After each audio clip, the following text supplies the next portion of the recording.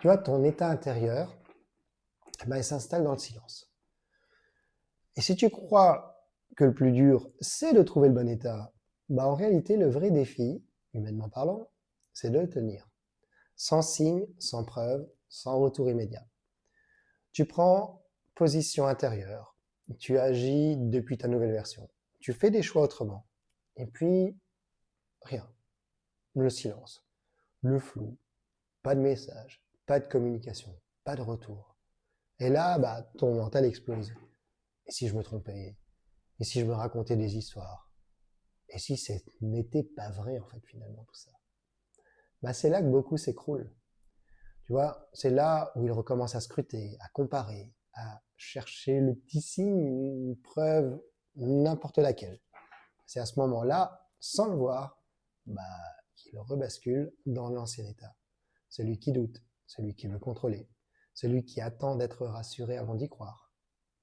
Neville le disait, persiste dans l'état choisi, même quand rien ne l'indique encore. Parce que les apparences mentent, et si tu plies devant elles, c'est que tu n'avais pas encore vraiment choisi. Alors, c'est peut-être brut, mais c'est comme ça. Ton état devient stable le jour où tu arrêtes de guetter, quand tu ne regardes plus ton téléphone tous les 2 heures, quand tu n'interprètes plus chaque silence, quand tu ne calcules plus si ça marche. Tu as changé et tu le sais, même si rien ne bouge encore dehors. C'est là que ça bascule, parce que tu n'es plus en attente, tu es déjà. Assume. Un exemple, tu assumes que tu es digne d'amour, mais il n'y a personne de nouveau dans ta vie, aucune preuve extérieure. Avant, tu aurais douté, tu aurais dit je me suis emballé, ça marche pas. Aujourd'hui, tu continues.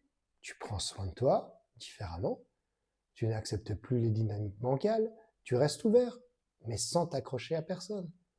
Et si tu sens que tu as changé, même sans preuve,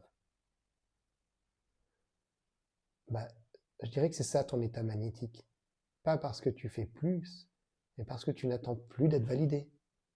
Pour résumer, tu ne stabilises pas ton état avec un moment fort, tu le stabilises quand tu n'attends plus rien, quand tu n'interprètes plus chaque silence, quand tu continues avec cohérence, même sans retour immédiat. C'est ça, je dirais, la vraie bascule.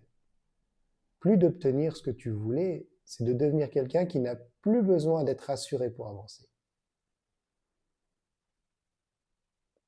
Et puis, voilà. Tout ça, ça mène à un seul point. Parce qu'au fond, l'état d'être, c'est pas une technique, c'est une décision intérieure. Je crois que dans le prochain épisode, on va terminer à voir comment on va ancrer tout ça.